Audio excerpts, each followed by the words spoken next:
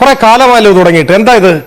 ഞാനിപ്പോ ഇന്ന് അതങ്ങ് പറയാൻ കരുതിയിരിക്കുകയാണ്. അതെ, മനുഷ്യന്റെ ക്ഷമയ്ക്കൊക്കെ ഒരു അതിരുണ്ട്. BJP-യുടെ നേതാവ് ഏത് ചർച്ചയിൽ വന്നാലും ഉത്തരം മുട്ടുന്ന സമയത്ത് അദ്ദേഹം എന്നെ സംബന്ധിച്ച് മുള്ളും മുനയും വെച്ച് 2 പരാമർശം നടത്തിയിട്ടങ്ങ് പോകും. എന്തിനാണ് ആ പാവത്തിനേക്ക് ഇങ്ങനെ പറഞ്ഞു പറ്റിക്കണം?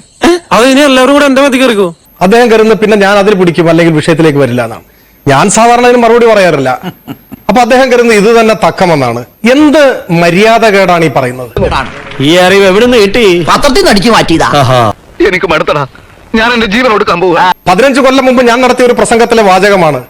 അത് വെച്ച് ദുർവ്യാഖ്യാനം ചെയ്ത് പത്രക്കാരെ വിളിച്ചു എന്നാണ്. രാമൻകുട്ടി തളരരുത്. ഏത് സർവകലാശാലയിൽ നിന്ന് ഏതൊക്കെ തരത്തിലുള്ള ഡോക്ടറേറ്റ് ആണ് നേടിയെന്ന് എനിക്കറിയില്ല.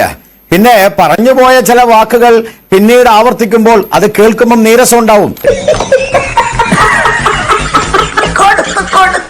പറഞ്ഞുപോയത് എവിടെയാണെന്നൊക്കെ സ്വയം ചിന്തിച്ചാൽ മതി. പത്രമാധ്യമങ്ങളിലൂടെയാണ് ഞങ്ങളൊക്കെ ഇത് അറിയുന്നത്. പത്രമാധ്യമങ്ങൾ മുഴുവനും തെറ്റാണ് എന്ന് സ്വയം വിലയിരുത്തുകയാണെങ്കിൽ ഞാൻ മാത്രം കേമനെന്ന് വിചാരിക്കുന്നവർക്ക് ഒരുപക്ഷെ അങ്ങനെ വിചാരിക്കാം. ഞങ്ങളൊക്കെ പാവങ്ങൾ, പത്രങ്ങൾ വായിച്ചും മാധ്യമത്തിൽ വരുന്ന വാർത്തകൾ വായിച്ചും ഒക്കെയാണ് കാര്യങ്ങൾ മനസ്സിലാക്കുന്നത്. അത് ഉത്തരം പറ. അത് പിന്നെ ഇപ്പൊ ഒരു കാര്യം ഞാന് സംസാരിക്കും. നിങ്ങൾ പറയുമ്പോ ഞാൻ മിണ്ടിയിട്ടില്ല. നിങ്ങൾ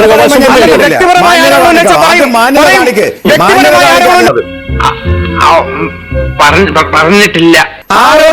ഇങ്ങോട്ട് വേണ്ട. നിങ്ങളെ പറയും. ഇവരെ പോലുള്ള പബ്ലിക് ന്യൂസൻസുകളെ ഓൺ ദി സ്പോട്ടിൽ വെടിവെച്ച് കൊന്ന് ഇവന്റെ തല തെരുവ് നായ്ക്കൾ കിട്ടും. ഇവിടെ മാന്യത കാണിക്കണം. ഞാൻ